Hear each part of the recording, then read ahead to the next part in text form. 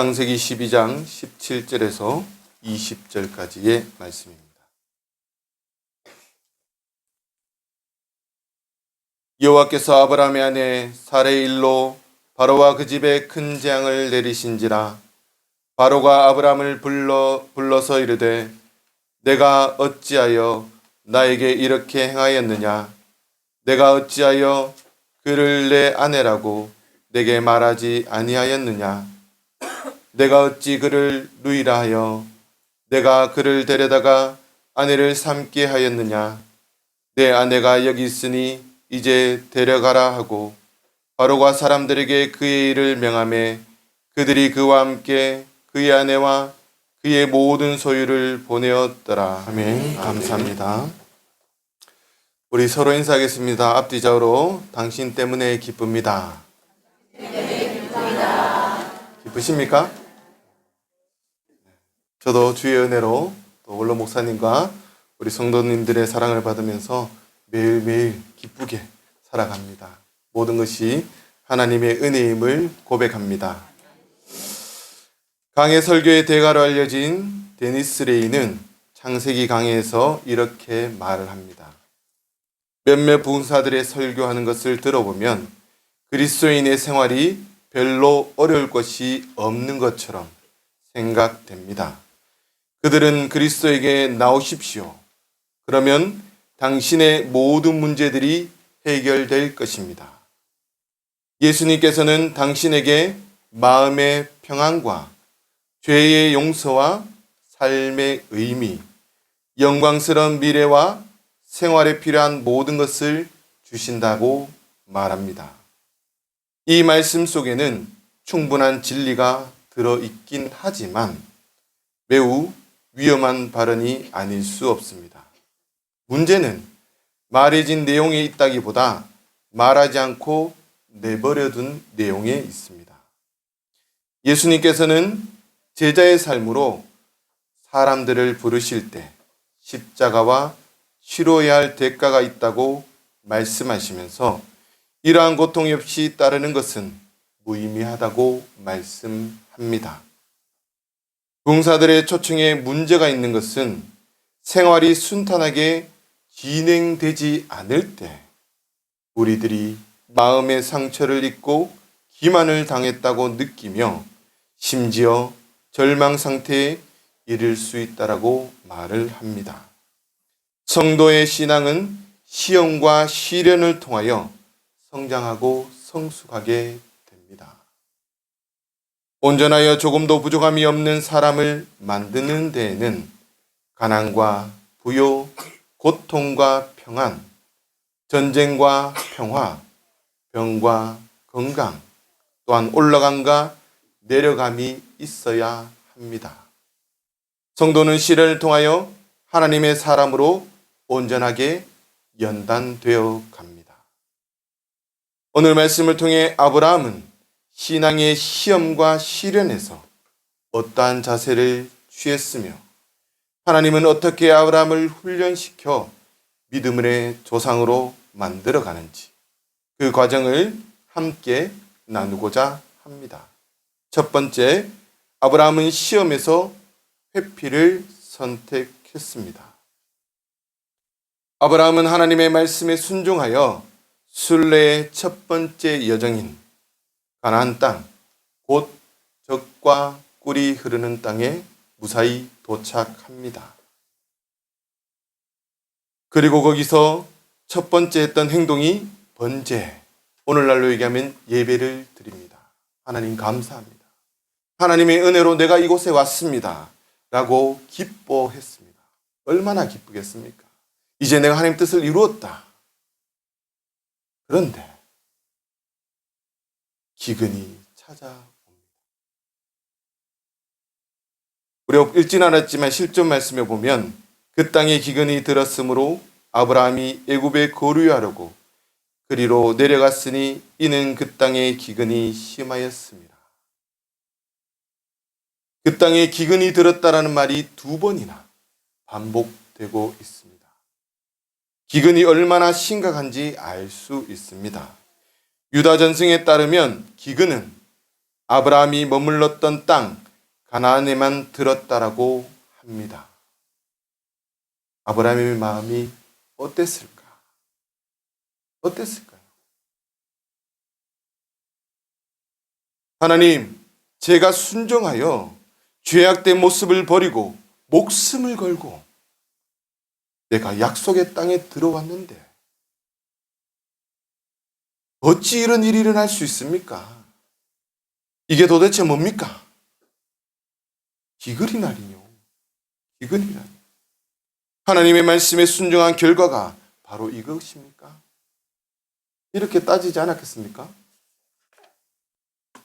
우리의 삶도 이럴 수 있습니다. 왜냐하면 예수님을 믿으면 형통하고 잘 되고 문제를 해결해 주시겠다고 말씀하지 않습니까? 분명히 우리들에게 약속해 주셨습니다. 그래서 문제 앞에서 신앙적으로 여러 가지 다짐들을 합니다. 여러분도 새해 다짐들을 하셨죠? 내가 예배를 잘 드리겠습니다. 성경을 몇 동 하겠습니다. 아니면 이렇게 신앙생활 하겠습니다. 하루에 기도를 몇 시간 하겠습니다. 그럼 잘 돼야 될 거 아닙니까? 다른 사람들을 잘 되는데 나는 어찌 나에게만 이런 시련과 고통을 주십니까? 왜? 왜 그럴까? 하나님의 훈련입니다. 아브라함은 기근이라는 시험에서 선택한 것이 인내가 아니라 회피를 선택합니다. 아브라함이 애굽으로 내려간 것은 생존에 대한 두려움 때문입니다.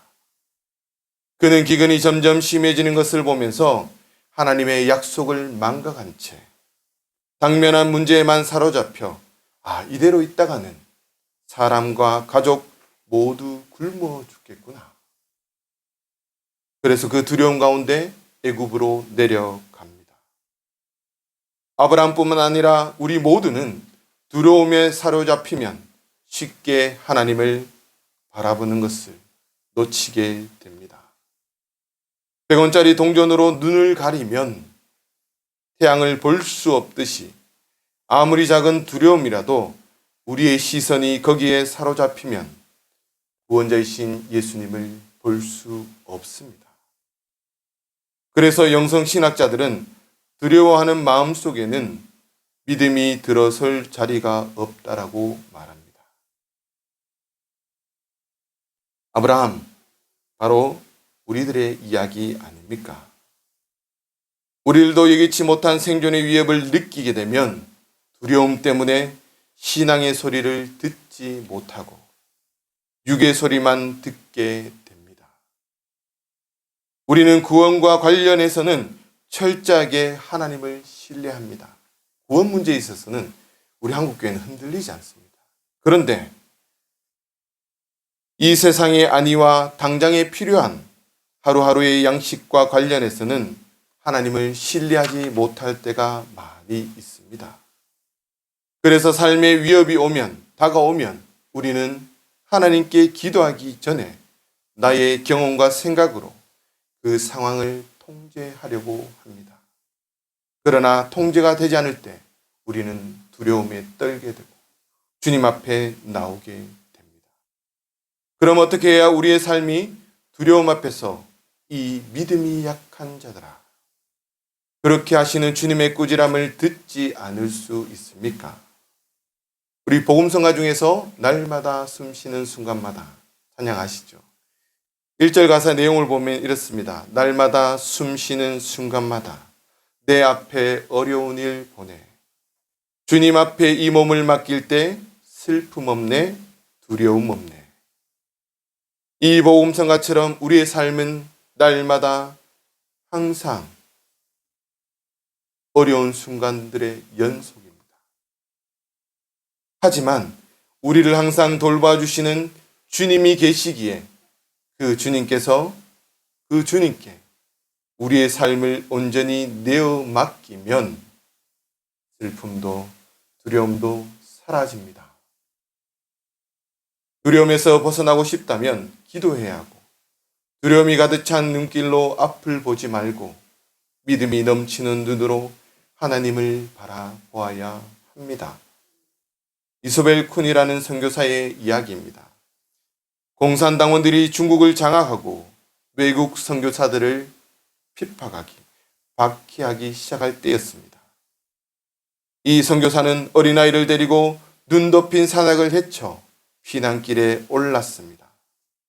험준한 산을 지나 미얀마 접경 지역에 도착했을 때 그녀는 두려움으로 꼼짝달싹 할 수 없었습니다. 마치 세상 끝에 온 것만 같았고 돈도 한 푼도 없고 언어도 통하지 않았습니다. 그때 이 선교사는 이렇게 얘기합니다. 그때 제가 얼마나 절망하고 두려움에 떨었는지 여러분은 상상도 못할 것입니다. 이런 상황에서 그녀는 두 가지의 결심을 합니다. 첫째 결심은 주님의 도움으로 이 두려움을 떨쳐버리는 것이요. 두 번째 결심은 그녀의 발걸음을 주님께서 직접 인도해 주실 것을 확신하는 것입니다.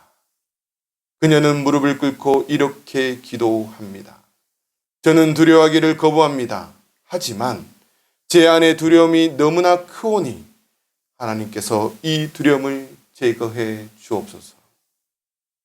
이렇게 두려움을 거부하고 하나님이 그녀를 인도해 주신다는 그런 확신을 가지면서 발걸음을 한 걸음 한 걸음 옮겼는데 하나님께서는 그녀를 도와 매일의 양식과 안전한 초소를 제공해 주셨고 서방 세계와도 연결되도록 인도해 주셨습니다. 이것이 하나님의 놀라운 능력이지 않습니까? 이것이 하나님의 놀라운 역사입니다. 우리들도 세상의 두려움 속에서 하나님이 우리를 인도해 주신다는 확신을 가지고 나아감으로 하나님의 놀라운 역사를 경험하기를 바랍니다. 두 번째, 하나님은 신앙의 시험에서, 아브라함은 신앙의 시험에서 거짓말을 선택했습니다. 애굽으로 내려간 아브라함의 행동은 거짓과 파렴치한 부탁이었습니다. 그의 말을 직접 들어보면 여보, 나는 당신이 아름다운 여인임을 잘 알고 있어. 참 이해가 안 되죠. 왜? 65세인데. 65세인데 이렇게 아름다웠을까? 예, 바로 왕이 혹할 정도로 정말 아름다웠던 것 같아요. 얼마큼 아름다운지 모르겠지만은 그렇게 아름다웠던 것 같습니다. 그래서 내가 아내라고 여자 소개하면 사람들이 나를 죽일 것이다. 그래서 누이라고 이야기하자. 얼마나 겁많고 치사한 남자의 모습입니까? 이런 남자와 결혼하면 됩니까? 안 됩니까? 예. 남편으로서 죽음을 각오하고 지켜야 되는데 자기 아니만을 생각하는 겁니다. 당신을 내 누이라고 하시오. 이 말 속에는 사례를 향한 배려는 없습니다. 뭡니까? 이기주의. 자기만 살겠다. 나만 살겠다. 하나님 계획도 안중에 없습니다. 일단 나만 살고 보자. 이것이 그의 이야기입니다. 애굽 사람들 앞에서 아내를 누이라고 소개하면 신변의 안전이 보장되는 것은 물론이요, 예쁜 아내 덕분에 선물도 받을 것이라고 그는 생각했습니다. 개역개정에는 그게 드러나지 않지만 현대인의 성경에 보면 13절 말씀, 그러나 당신은 그들에게 내 누이라고 말하시오. 그러면 당신 덕택에 내가 죽임을 당하지 않고 좋은 대접을 받게 될 것이오. 아내도 팔고 좋은 대접도 받고. 네. 사라를 팔아서 죽음도 면하고 재물도 함께 챙기려고 했던 그 모습. 그리고 그 생각은 실제로 틀리지 않았습니다. 바로는 사례를 아내로 맡고 난 뒤에 아브라함에게 양과 소, 나귀, 남종과 여종, 암나귀와 낙타들을 선물로 주었습니다. 우리가 보면 믿음의 조상인데 아브라함의 인품 어떻게 생각합니까? 참 앞이 캄캄합니다. 폰라트에 따르면 하나님이 아브라함에게 준 약속이 실현되는데 가장 큰 적은 바로 아브라함 자신이다. 우리 자신이라는 겁니다. 만약 여러분이 성경 저자라면 이 장면을 뺄까요? 빼지 않을까요? 빼겠죠. 그렇잖아요. 하나님의 사람, 믿음의 조상인데 이걸 빼야죠. 그래야지 정말 잘 믿었더라. 잘 믿어서 따르니까 하나님께서 복을 주셨고 아브라함을 통해서 200만 명이나 되는 놀라운 역사를 이루셨더라. 이렇게 기록해야 되는데 믿음의 조상이 이렇다고 실망감을 이루 말할 수 없습니다. 그런데 왜 이 아브라함의 건물, 그것을 옹호하는 말도 없이 객관적으로 기록하고 있느냐? 성경은 사람을 위해서 기록한 성경책이 아닙니다. 하나님이 누구인가? 하나님이 어떤 존재인가? 오늘날 우리가 이 성경을 통해서 하나님이 우리에게 어떤 분이신가? 어떻게 우리를 구원하셨는가? 우리를 어떻게 사랑하고 계시는가? 자비와 사랑을 더욱 드러나기 때문에 이렇게 기록하고 있는 것입니다. 정말로 중요한 것은 아브라함이 좋은 인간인가? 나쁜 인간인가? 도덕적인 인간인가? 속물적인 인간인가? 영웅인가? 겁쟁이인가? 하는 것이 아닙니다. 정말로 중요한 것은 하나님이 어떤 분인가?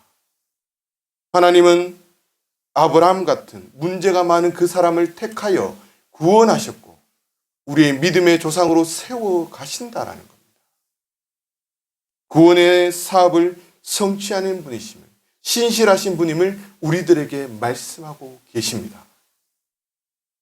순전한 기독교의 저자, 또 많은 글을 썼던 C.S. 루이의 고백을 따르면 태어나던 날부터 나는 이타적인 생각을 해본 적이 없습니다. 나는 철두철미 속속들이 타산적이고 이기적입니다. 나는 하나님 당신 모든 친구가 나를 챙겨주기만 바랍니다. 내가 추구하는 목표는 평안함과 안심과 즐거움입니다. 나는 내 살갗 밖으로 한 치도 기어 나올 수 없습니다. 입으로는 사랑을 말하지만 언제나 제자리로 돌아옵니다. 성경은 믿음의 사람들의 성공을 기록한 책이 아닙니다. 죄 많고 흠 많은 사람을 하나님께서 부르셔서 그분의 자비와 사랑을 통해서 어떻게 구원하셔서 하나님의 백성 삼으시는지, 믿음의 사람으로 만드시는지 말씀하고자 하는 것이 성경의 말씀입니다. 이것이 은혜입니다. 우리도 희망이 있습니다. 여러분, 위인전기를 보면 캄캄하죠? 여러분 안 캄캄합니까? 그거 보면 캄캄합니다. 어릴 때부터 비상하였더라. 이걸로 시작합니다. 야, 저는 비상한 게 하나도 없더라고요. 제곱을 하자면 여기 서 있는 것도 좀 이만큼 그냥 보기 이 정도만 해도 참 정말 감사한 하나님의 은혜입니다. 제가 고등부 생활할 때 말도 잘 못했고 숫기도 없었고 앞에 서면 긴장이 되더라고요. 말을 잘 못하겠고 찬양을 하면 사람들 웃었어요. 너무 못해서. 부끄러움도 많았고 과연 내가 목사로 제대로 할 수 있을까? 못 모를 때는 내가 사랑을 받았으니까 신학생이 되어야 되겠지. 목회자가 되어야 되겠지. 딱 되고 나니까 여러 가지가 생각이 떠오르는데 말도 못하지. 찬양도 못하지. 이래가 되겠나? 그 다음에 잠도 많지. 이 새벽기도 되겠나? 이런 생각이 많이 들더라고요. 그런데 하나님께서 어떻게 만들어 가시는지, 힘들고 어려운 순간 속에서도 기쁨을 주시고 고난 속에서도 감사를 주시면서 하나님께서 세워 가시더라는 거예요. 우리 아이들의 지금의 모습을 바라보지 마십시오. 우리의 꼬라지가 어떻더라도 그걸 바라보는 게 아닙니다. 하나님이 이 아이들을 어떻게 붙잡을 것인가? 우리 옆에 있는 학생들 하나님께서 붙잡아 주시면 그 인생은 달라집니다. 우리도 지금 하나님이 붙잡으면 우리의 삶은 달라집니다. 그것을 아브라함을 통해서 우리들에게 말씀해 주시는 겁니다. 여러분 결단하십시오. 아브라함처럼 하나님의 부르심에 응답하여 끝까지 순례정을 잘 마쳐 하나님의 역사를 이루는 하나님의 사람들이 되기를 간절히 축원합니다. 마지막으로 하나님께서 개입하십니다. 여기서 끝이라면 끝나겠죠. 그런데 하나님께서 개입하십니다. 우리 인생 가운데도 개입하십니다. 어떻게 개입하십니까? 아차하면 아브라함을 통해 이루하실 하나님의 계획이 무산될 위급한 상황에서 하나님이 바로와 그의 왕실에 재앙을 내리십니다. 직접. 달리 표현하면 아브라함의 인간적 계획 아래 어긋나기 시작한 하나님의 구원 역사가 하나님의 계획 아래 원상태로 다시 돌아오기 시작한 것입니다. 바로는 3번이나 어찌하여 화가 난다는, 분하다는, 어찌하여 나에게 이렇게 분노가 치밀지만 그러나 하나님이 두려워서 아브라함을 어떻게 할 수 없습니다. 세상 사람도 우리에게 마찬가지입니다. 우리가 하나님 뜻대로 살아가면 화를 내지만 하나님 때문에 우리를 해할 수 없습니다. 이 말에 아브라함은 사색이 되었을 겁니다. 이제 죽었구나. 사실이 드러났잖아요. 이제 죽었구나. 그런데 바로의 마지막 말은 자, 내 아내가 여기 있으니 데리고 떠나가라. 아브라함의 이야기를 통해 우리는 하나님의 인격적인 모습을 확연히 보게 됩니다.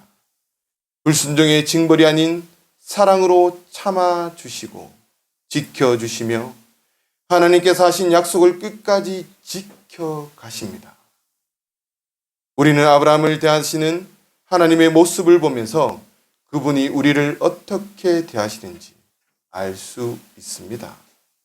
우리가 인간적인 나약함과 한계로 잘못을 저지를 때 우리에게 벌을 주시기는 하지만 거기서 끝이 아닙니다. 절대로 놓치지 않고 내치지 않고 사랑으로 우리를 다시 회복시켜 가십니다. 이게 하나님의 놀라운 계획입니다. 사랑입니다. 디모데후서 2장 13절 현대인의 성경으로 읽어보면 이게 확실히 들어옵니다. 우리는 신실성이 없지만 주님은 언제나 신실하셔서 약속하신 것을 이길 수 없습니다. 뭡니까? 약속하신 것을 지키신다라는 겁니다. 성경에 나온 말씀이 오늘날 우리와 약속한 그 말씀이고 그 말씀을 지켜가시겠다라고 우리들에게 말씀하십니다. 하나님은 어떻게 해서 이렇게 관대하십니까? 왜 이렇게 관대하십니까? 어떤 부모도 자식이 죄를 범했다고 인연을 끊어버리고 집에서 내쫓지 않습니다. 그렇죠. 여러분 내쫓습니까? 내쫓고도 눈물 흘리는 게 부모의 마음이고 때리면서도 우는 게 부모의 마음이지 않습니까? 하나님이 그런 분이시라는 거예요. 하나님이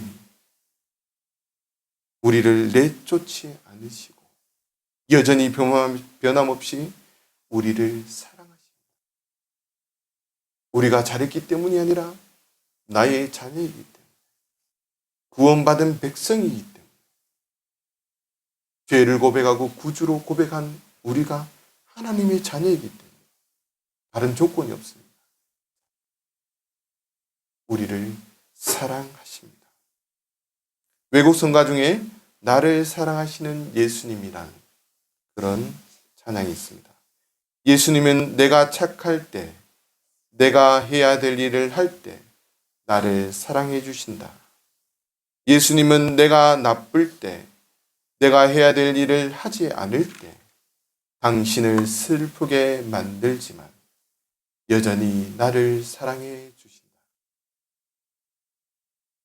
하나님의 놀라운 사랑입니다. 마샤 에번스라는 10대 소녀가 있었습니다. 입 주위의 신경 조직에 문제가 있어서 수술을 받았는데 수술 도중 신경을 잘못 건드려 어린 소녀의 입이 그만 삐뚤어지고 말았습니다. 입이 삐뚤어진 소녀는 친구를 만나는 것도 학교에 가는 것도 싫어했습니다. 집에서도 거의 말을 하지 않았습니다. 그는 점점 더 우울한 소녀가 되어 갔습니다. 요즘으로 얘기하면 우울증이 심각한 아이로 변해갑니다. 13번째 생일을 맞이하던 날 이 소녀 앞에 선물이 배달되어 왔습니다. 굉장히 아름다운 치자꽃이었는데 누가 보냈는지 이름이 없었습니다. 단지 마샤, 내가 너를 사랑한다 라고 적은 작은 메모지만 있었습니다. 시작꽃을 보고 있던 마샤가 몇 달 만에 입을 열었습니다. 엄마, 누가 이 꽃을 보냈을까? 글쎄, 누굴까? 너를 좋아하는 남학생이겠지. 이렇게 얘기했습니다. 누가 나 같은 걸 좋아해? 아니야. 너를 좋아하는 사람이 있을 거야. 그럴까? 정말 아무것도 아닌 것 같은 시작꽃 하나 때문에 마샤가 입을 열기 시작했습니다. 그 다음에 생일에도 시작꽃이 배달되었습니다. 마샤는 점점 더 밝아졌고 좋은 남자를 만나 결혼도 하게 되었습니다. 시작꽃은 마샤가 결혼할 때까지 계속 배달되었습니다. 그런데 결혼한 후에는 더 이상 꽃이 배달되지 않았습니다. 마샤의 어머니가 세상을 떠났기 때문입니다. 그제야 마샤는 알게 되었습니다. 누가 그 꽃을 보냈는지. 꽃이 마샤의 인생을 바꾼 것이 아닙니다. 엄마의 사랑이 마샤를 바꾸어 놓았습니다. 그리스도인은 나는 십자가 앞에서 새로운 삶을 찾았습니다. 라고 고백합니다. 십자가라는 나무가 우리의 인생을 변화시킨 것이 아닙니다. 십자가가 아니라 십자가에 나타난 하나님의 사랑이 우리를 변화시키신 것입니다.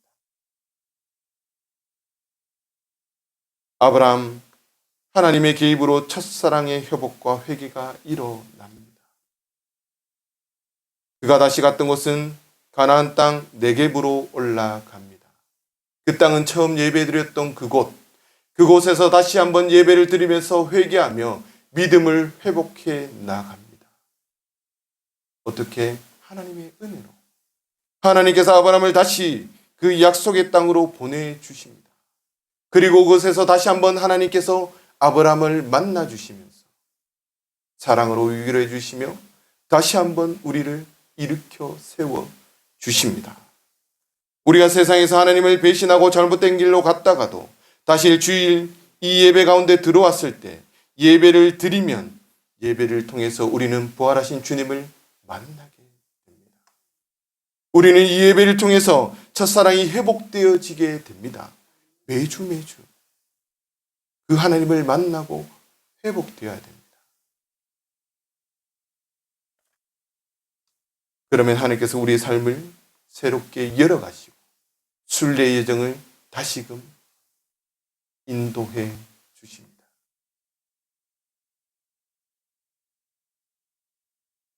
마지막 날 하나님께서 우리들에게 말씀하실 겁니다.